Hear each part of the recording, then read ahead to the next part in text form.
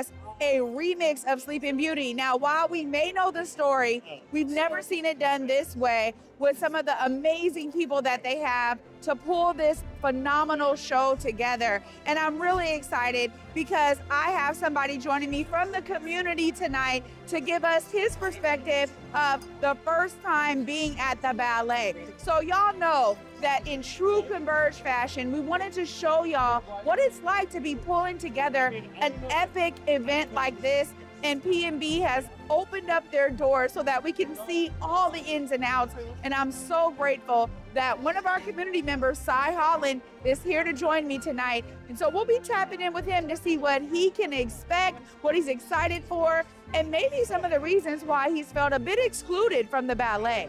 You know, for me, y'all, it's all about opening up these doors so that you know that the ballet, the opera, the theater, it is here for you. So I'm excited. You can tell energy is high. The expectations are buzzing because we have had some phenomenal people involved in the music, the choreography, the costume design, the set design.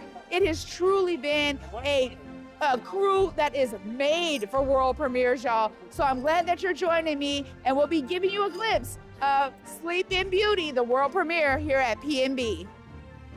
All right, y'all, we got Cy Holland joining me tonight. Cy, this is your first time at the ballet. Yeah, tell me a bit about what you're kind of looking forward to. To be honest with you, I have no expectations. I've never been to a ballet. I don't know what to look forward to. I'm enjoying the fact that it's a lot of beautiful people coming in here, very vibrant colors all over the place.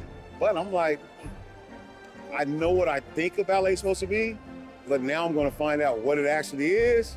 I'm nervous as heck, but I'm also ready to, go full forward with it and enjoy myself. So I don't know honestly, I don't know what I'm looking forward to. Yeah. Hopefully people entice dancing and enjoying and seeing the beauty of the art that it is, and how can that manifest with me so I can go take this back to where I'm from and let these people understand, hey, ballet is a beautiful thing, so I'm open to it. Well, I'm so glad that you are, and honestly, this is huge for me to have you joining me tonight. But I do want to touch on a topic here because I think, we're talking about the exclusivity of certain art forms. Yeah. Did you ever feel like this was really not a space for you? Well, to be honest with you, yes. I only know 2 people in the world that did ballet that were black. Men. I don't know any black women that ever did ballet. I don't know any. Sweetness, which is Walter Payton, and then a friend, Brian of mine, that he did ballet back in North Carolina. So that's the only thing I know about ballet. I know it's a beautiful art form, but as far as black people concerned, who? No. So I hope some black people are in here. Are there? Yeah. Oh, well, yeah, that's going to blow me away. I'm really looking forward to that because the spaces that we're afforded the opportunity to be involved in, we really make beautiful stuff. We really turn it up, and I want to see what we can do in a space like this. Yeah. Because like I said, I know 2 people that ever been involved in ballet, and I want to see what others can do with it. Yeah, I'm totally for that. Yeah. Well, I'm glad that you are. And I can say one thing that I have really experienced with Pacific Northwest Ballet is their intentionality to have diversity on their stage, to have diversity in the staff. And so I'm hoping that you're experiencing some of that. But you know a little bit about Sleeping Beauty, so you're familiar with the story. So I'm glad this is a great show for you to come and see. I wanted to see the Nutcracker back in the day, but I never got to see that. That would have been, poop.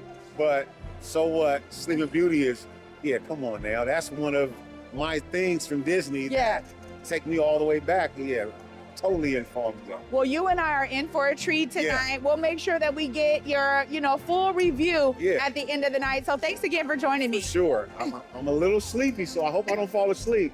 I got you. I think they're going to have me all the way turned up tonight. I'm going to have a good time. I can't wait. Well, right on, Cy. We're going to go in soon. Yeah. Y'all stay tuned. We're going to hear back from Cy after we watch this amazing show. Honest review, too. Honest review. It's interesting with ballet or with dance. I'm designing a character, and then the dancer more so molds himself to it.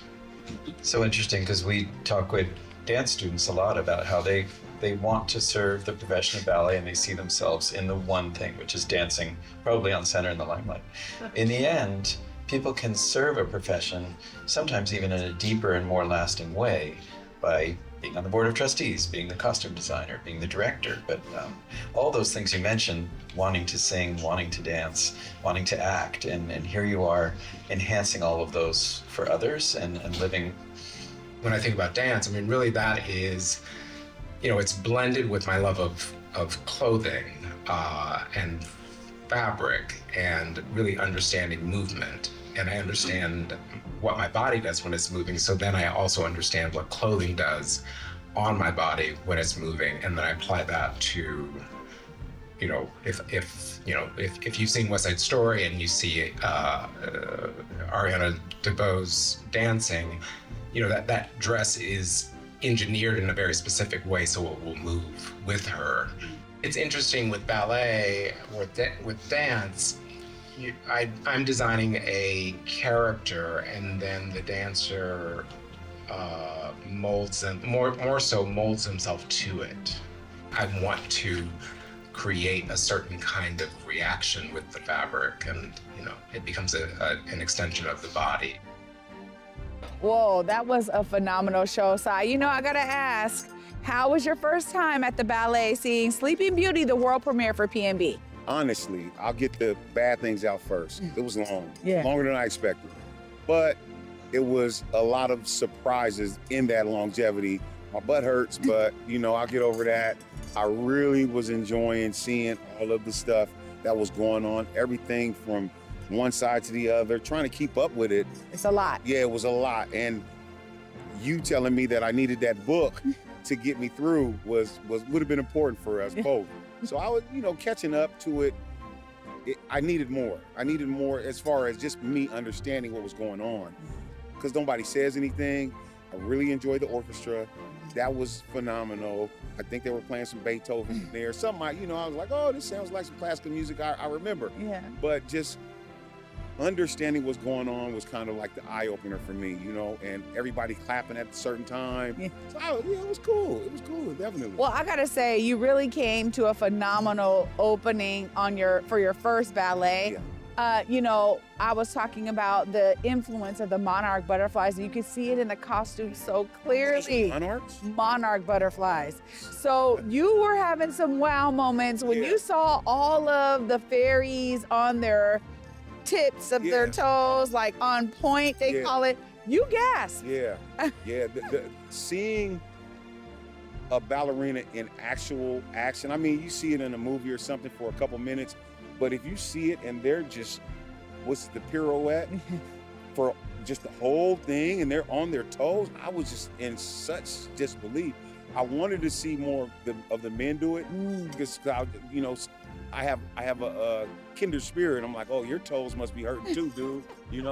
But it was so phenomenal to see all these people just on their toes, dancing, jumping, dropping back down to their toe, and then when they kick the leg up and they hold it, I was like, what is going on? That just blew me away. I'm like, you guys aren't falling, no shaking, no nothing. Wow, it's a beautiful art, but it's a difficult sport. I bet. It has to be difficult. So I was really enamored by ballet. Well, you know a lot about sports, you're a coach, but also you mentioned something that I think is really valuable in terms of other people from our community being able to see this in person. Yeah.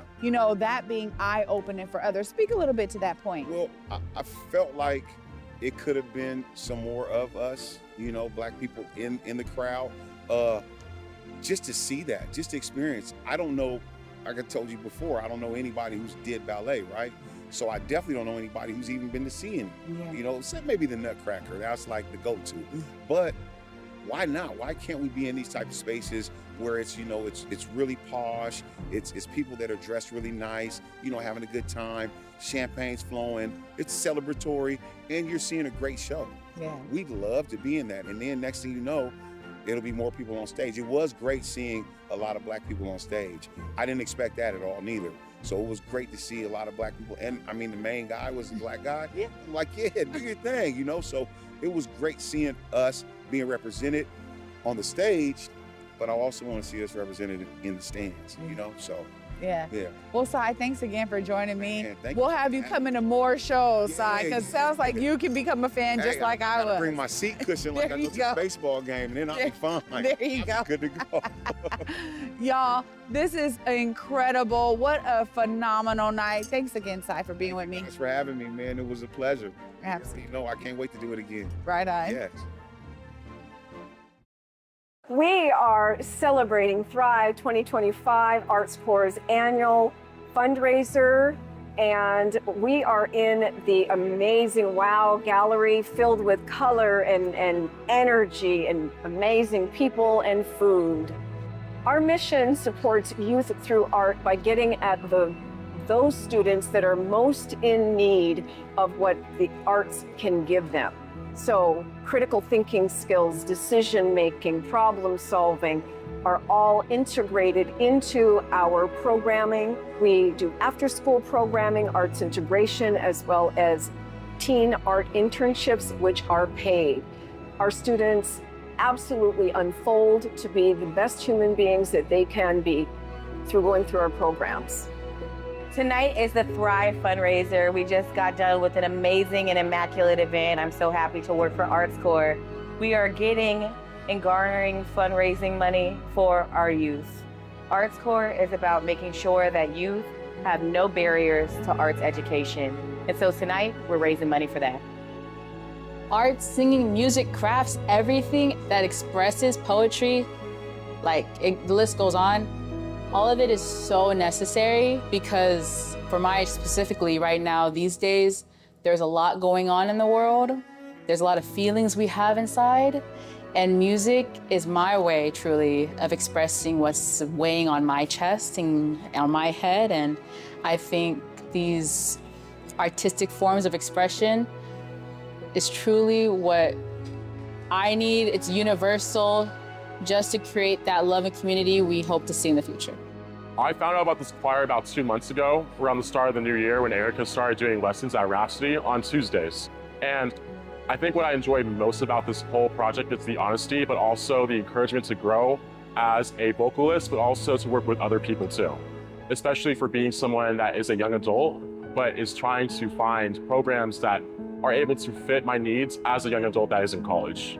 A lot of kids are always taught in school that they need to be focused on grades simply and not really focused on what they can do as a person outside of the grades, outside of the test scores. And from working on something that is artistically encouraging, it allows them to think about who they are more as a person, but also focus on their expression as a person as well. To feel like they are more than who they are, but find that they have a community as well. Art touches everybody in some kind of way. It's the one common thread, right? So when I was younger, from 4th to 9th grade, I went to a predominantly all-white school. The one thing that made me feel special was that I could sing. I told jokes too, but the singing is what got people to treat me a little different, with a little bit more respect. So I feel like when you learn the arts, it gives you some value and some self-empowerment, and it's something that nobody can take away from you. It's important to have the community involved so we can expand and become bigger and stronger and evolved and have people know more about us, and we can be a bigger and better organization. In communities like mine, free programs for youth to express themselves only comes if you know somebody, if you know a teacher, or if you know a friend. It's not open. And I think that is so sad because I know there's so many people that have words that are important for other people to hear, you know? Everyone has a different message that they've lived through in their life, that if you don't get the opportunity, the platform to share it, then the person who might have needed to hear it, they never got it.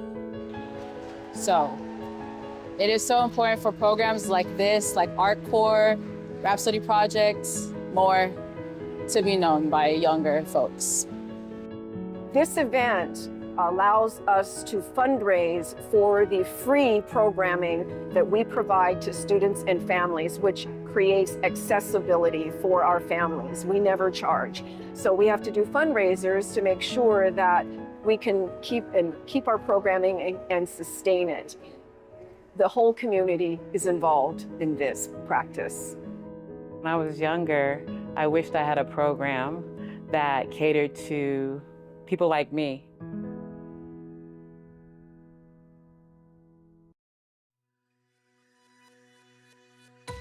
Hey everybody, Deontay Damper here, and I'm here at the opening reception of STG Presents, the gallery featuring the one and only Juana Wari. This is an amazing space where they have Juana Wari's art exhibit here in the Paramount Theater. Come check it out.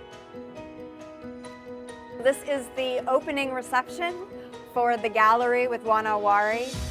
The gallery is a space that is here in the Paramount Bar that we partner with galleries, community spaces that are making an impact in the community, in the area, and certainly Juana Wari is one of those spaces. So we're here to celebrate the artists, the art, and really put focus on Juana Wari in our community. So this partnership with Juana Wari and STG I think is huge. I think that we've broken a barrier in a way that's not traditionally broken. And I say that because it's hard for artists to kind of get into places and spaces like this. But I